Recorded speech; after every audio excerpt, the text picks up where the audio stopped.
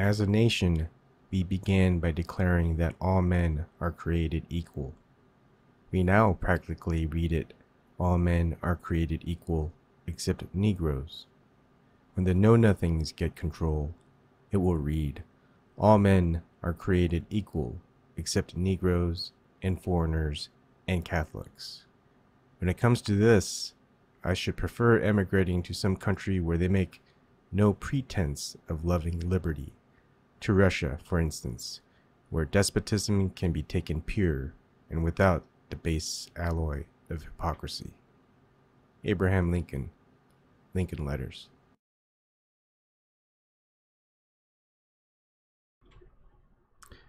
Welcome everybody to tonight's episode called The Hypocrisy of Everything. You're going to have to excuse me when I go on these coughing fits because I just cough a lot. Before I go on, I think there's some things that I would probably like to have you watch. Maybe we'll get into it tonight, maybe we won't. Here we go. This is Allegory of the Cave by USU Soar.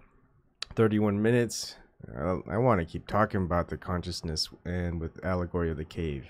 Allegory of the Cave can mean quite a lot of different things to quite a lot of people. But man, it resonates with me in consciousness. Why Bill Cosby is Innocent Until Proven Guilty, Part 1. This is 30 minutes and 42 seconds by Dane Calloway. A very good watch. I am on the boat that Bill Cosby did not have a fair trial. We do not have justice in America, or if this is justice, this is not how we want justice to be. To Believe or Not to Believe Women by LB Realist Surrealistic Studios. As always, LB is great. He speaks his mind. And the great thing about LB, he says things where it's what that people don't want to hear, but they need to hear it. Everybody likes to listen to and watch programs where they're going to tell you things that you want to hear. That way you're like, oh, okay, someone else said it. I could go on believing and doing these things that I know are shady and bad, but heck, you know, someone else is saying, hey, here's a legitimate reason why we do these bad things. Here's some money. You'll hardly see anybody making any money off of things where they tell you things that you ought to hear, that you don't want to hear, and which you're going to be better off in your life if that's the way it goes. Michael Tessarian, The Way Is You. This is from Free Your Soul with 7, and also Michael Tessarian, Disciples of the Mysterium by Jokas Kaipnami. Sorry. And of course, shout out to Outer Light as always. He is probably the only one that I know that actively reports on Unity4J updates, things that go on, especially all the time. He doesn't need to. And hi Christian, how's it going? Going well, man. How are you? Good. Just going over a lot of things, and a lot of things that people aren't gonna like hearing, but I like to say it. Anyways, continuing on with the Outer Light, he also gave me a big shout out, which he doesn't ever need to do, but heck, I enjoy it. Ability to communicate, you know. Anyway, go and do your own research, decide for yourselves. Thought I'd update you to that. It's pretty major news there from WikiLeaks. Julian Assange has been replaced as editor. Sorry, give me a second. I'm playing back stuff, so you may not see anything. Oh, okay. Okay, give me. I should probably warn you, huh? Give me one more. Give me 10 more seconds. And chief. So we'll see what happens next. Ebon Kim. I'm pronouncing that incorrectly, probably. It was a fantastic video. Okay. He's talking about my video with the. What was it? What was my video? I think he has it in links. Yeah, bananas. Gosh, what was that guy's name? I can't even remember his name. Bananas. Where's that short? Oh yeah, so he likes this video. I like his video, so I'm glad he likes one of the. What's up, guys? This is Will from. See, that's cool. There are people that like from the Daily Rabbit Hole. Oh, where'd it go? Huh? How did this work? No, thanks. Let's see if I can put this up. And that's weird. How did my? All right, this is the short. Yeah.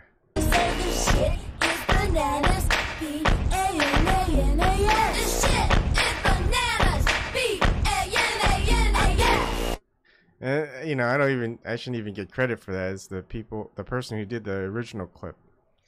Did it with Brendan Fraser, and all I did was just add in Peter Strazak. Anyways, that is that. Now let's get to the meat of the topic. So the hypocrisy of everything.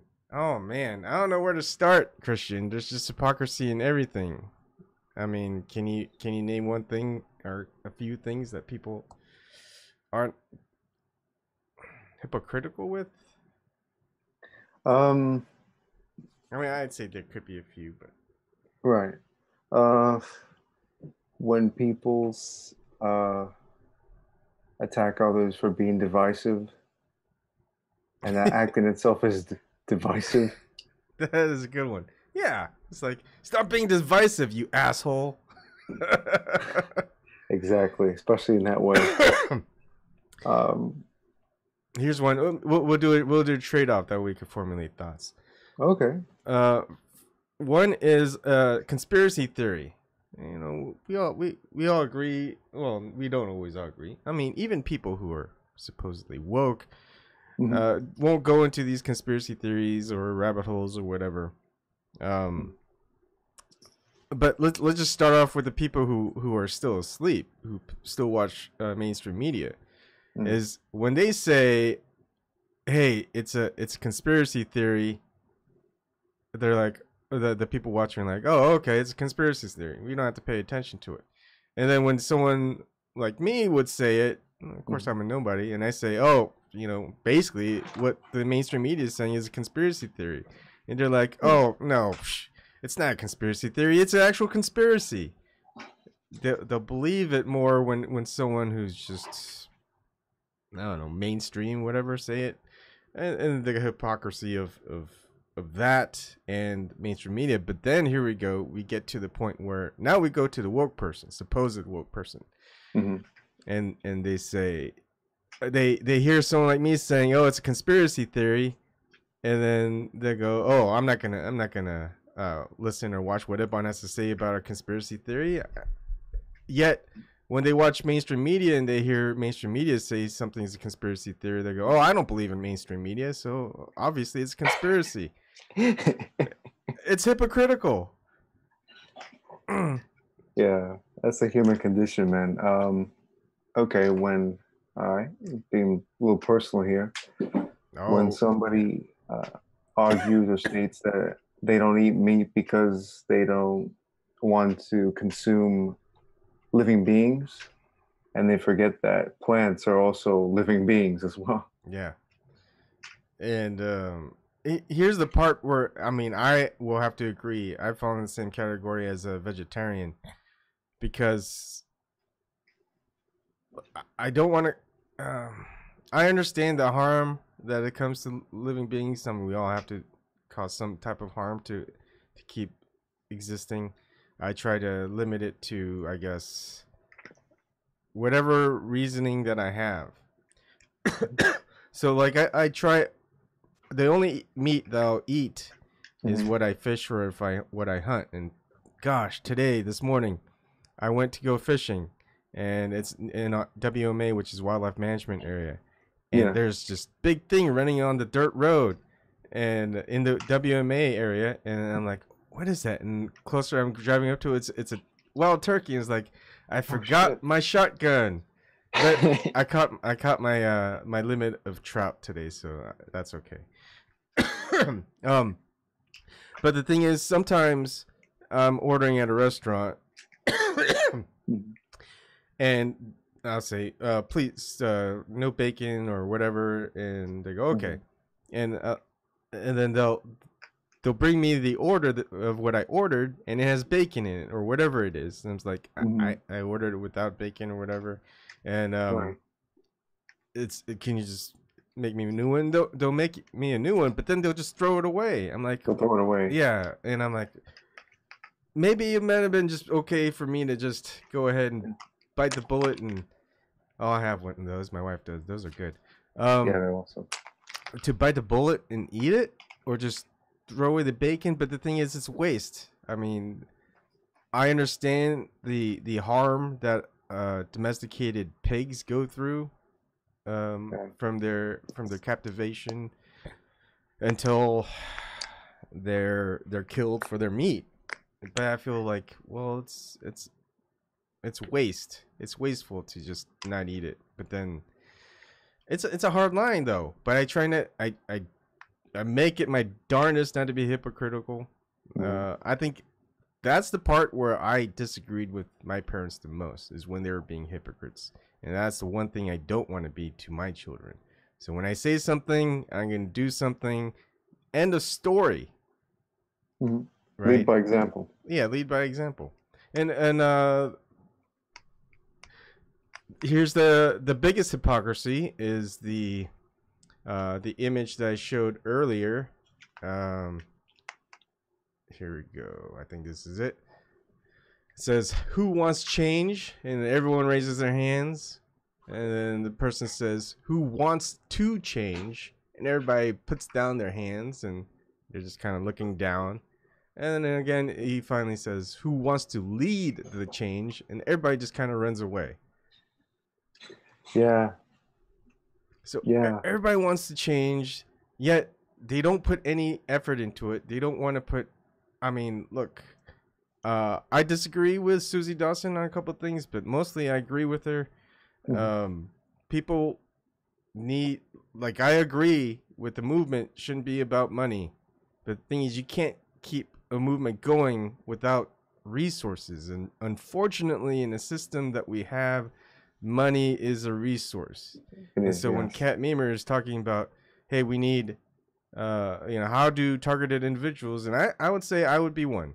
I could say, you know what, it would be also hypocritical. I worked for AIG, one of those, you could call them a big bank type of thing. It's like, so I kind of want to end the system, but then I'm working in a company that is part of the biggest contributors of the system that's being kept.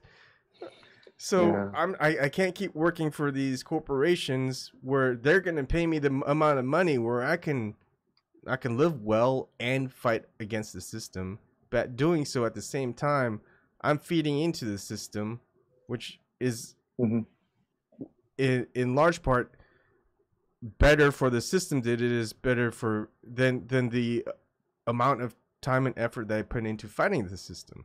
Right. Another hypocrisy is that money system.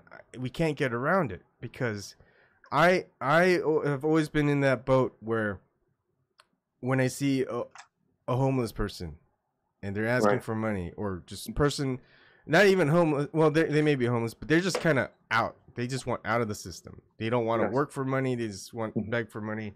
But the thing is, they're basically asking other people who are within the system that they don't want to be a part of that are making the money and giving to them, right? So they're having other people work in the system to give them money, yet doing nothing except begging on the street. Now, the difference between that homeless person, where I still have a home, and aside from that, is I'm actually trying to get change so that doesn't have to be, that the system doesn't have to exist in that way. You're right. But I can't, it's like I can't keep one foot in the door while pushing the door open while on the other side I have my other foot against the door, pushing against it. You know, we're not going to go anywhere. And it basically has to be where people have to support in whatever ways to get the actual change that needs to be done, to support the people who are actively trying to change the system, because they're not going to do it themselves. We got tons of people who never show their faces, never show their real names. They, excuse me, they hardly, sometimes they don't even support any cause. They're not even making a video saying, oh, I support Unity for J, I support this thing movement. They have their own agenda. They'll make whatever money that they have. They make a lot of it, or sometimes they'll make a little, but it's basically, hey, it's one video per month or something like that, about 30 minutes long. Yet the people who are constantly fighting hours and hours every day, they don't make anything, and yet they're the ones who are mostly attacked. They're the ones that are mostly being called hypocrites or whatever, and it's like, that's the most hypocritical part, I think. But anyways, until it has to be that type of system where it's just like you can't expect one person to, if there's a fire, to carry water, a bucket of water from a well, run all the way over to where the fire is, pour the bucket out, while you have the entire town just looking at you doing that for hours trying to put the fire out. What it is everyone has to come in. They get in a line. You pass the bucket all the way down, and then you pass the bucket all the way over, or you have multiple buckets that just keep going around, right? It's like a conveyor belt. Yeah, like a conveyor belt. It makes the most sense. Yet what is happening are people are out looking at the one person going back and forth trying to put the fire out. Yeah. Yeah. And then they're like, well, when the fire's out, you know, we can finally go back to bed because we don't want the fire spreading. That's the attitude. That's the hypocrisy. It's this person's doing all the work and you're just sitting there watching, not doing anything. Yet when it's all said and done and the fire's out, you can go back to doing your own thing because the fire's out. Yeah. And why would people want to help other people who don't want to help them help themselves? Right? It's just like, why would good people want to help you if you don't even want to help these people who are trying to help everyone? You know, it's just like Julian Assange is a big one. And that's the right reason for it. He's helping everybody. Yes. Yet he doesn't ask anything in return. He just hopes and expects people to use what he's giving out to people to as tools so they can fight and change the system.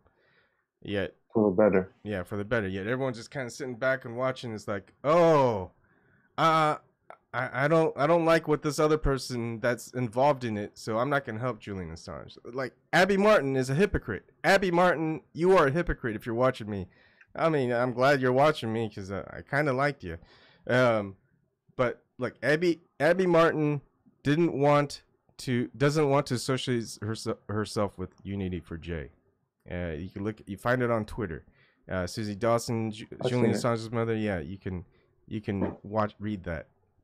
It's because she didn't want to give people who were on it, like Jack Posobiec, yeah. And give him any credibility. And I always I made an analogy to it in previous videos. Most people won't remember it. Most people probably stop watching it after a while. Is that you have a person, a girl being raped by 10 guys, right? You have say an underage girl. Rape. Yeah, gang rape. There you go. Okay, and then you're like, oh, this is wrong. I'm gonna have to do something to stop it. And then someone else is going to help the girl out from being raped by these 10 people. It's like, someone goes, hey, why don't you? There's another person that's helping out. Why don't you go help him? That way, instead of it's being 1 on 10, it's 2 on 10. At least it's better numbers. And then it's like you going and saying, "Oh, I don't like that guy. I'm not going to help that girl out. I don't want anything to do with saving that girl if this person's involved." It's like that person's the only one doing something about it, and the wrong is still happening. Yet you're going to do nothing about it just because, oh, someone you like is actually helping that person out, so I'm not going to get involved. That's the dumbest way of thinking I could ever imagine. Yet that's what people think and do. I'm sorry, Defengo. I like Defengo too. Defengo is being a hypocrite in that way. Is he helped out and he left because, well, Susie Dawson had a trust issue that he could be someone not. Maybe we don't know the evidence. We don't see the picture very well. I don't know. But the thing is, it doesn't matter. That little girl is still being raped by those 10 people. Just because you don't like Susie Dawson doesn't mean that girl's still not going to be raped.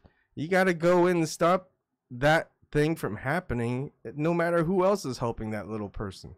Because otherwise, that bad thing is going to happen, keep happening, and those 10 people are going to get away with it. And so the idea that you're not going to be helping out a situation where bad things are occurring just because the people involved in trying to stop it are people you don't like, it's the most hypocritical, dumbest thing I could ever think of. Sorry. I just had to get that out there. Oh, man. All right. Yeah, I could tell, man. No worries. Your turn. Oh, man.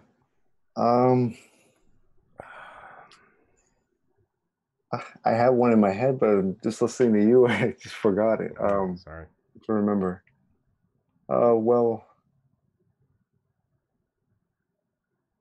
okay. It's a few. When people say they're going to drain the swamp, right? When people say they're gonna fix things, and all they do is just exacerbate the problem even more. Oh, okay, yeah. Just put in a bigger swamp with your own signature on it, pretty much. Yeah. So like, you say you're gonna drain the swamp, but all you do is add more water to it, more gook to it, like and a swamp thing to it. A swamp thing. Here's the thing about the hypocrisy of the right, and there's plenty of hypocrisy everywhere. Left, right, everywhere. Up, down, center, whatever. Yeah. There's hypocrisy everywhere. But a lot of people don't want to hear the hypocrisy of whatever ideology that they're in. Is they keep touting how woke they are. They keep touting how the left is controlled by George Soros or whoever. It's like the right is controlled by the Koch brothers. The right is controlled by other people too. The right is also paid and funded by George Soros himself even. Yes. The right are just as cognitive dissonant as the left and center and wherever you want to say of any political ideology, and they won't recognize it. And then it's the same effect with Obama, with the left. The left were saying, "Oh, Obama's so great. He said this. He's going to do this. Oh, he's just working across the aisle. Oh, wait, no, because no one on the Republicans want to help. They just want to obstruct and etc." And then on the right is the same way about Trump. Oh, all the things he said about doing this, drain the swamp, or he wants freedom of this, and he wants the wall, and then when it's or no intervention, no foreign interventions, or, oh, he's supporting Israel. Don't make stuff up. Oh, it's 4D chess. Oh, he's going to do all the things he says. The most cognitive dissonant, hypocritical position I've ever heard of. I know. And people know our positions. We hate everybody that's in political. Left, right, whatever. Democrat, Republican. All the same puppet strings that are attached to them by the powers that be. Or powers that think they're powerful. They're just powerful because they know how to manipulate your minds. They know how to manipulate your behaviors. They know what you want. They know you're not serious about doing anything, because all they have to do is just say, oh, you want to do this against us? Well, we're just going to do this. And it's like, oh, I was just kidding. Oh, what can I do for you, masters? Right? That's pretty much what it is. And so they're just looking for other people to do it. And then they go, oh, I hope they succeed. It's like, hey, where's my bowl of cereal while I watch? Gomp, gomp, gomp. And I know it's not. I know a lot of different people who are in it and they keep going, and they have their reasons for it. I don't know why you keep going, Christian. Sometimes I don't know why I keep going. I think the reason I keep going is, one is for spite. That might be the number one reason. That's just something that doesn't change from my behavior from the past. Second is the people who I look up to, the people who, if I had to consider heroes, are people who never quit, who never gave up. They never gave up hope. They never gave up that people will change. They never gave up hope that the world would be better. They never gave up. And so I can't give up. If those are people I look up to and I give up, I'm giving up on them. Would they never give up on me? And I can't give up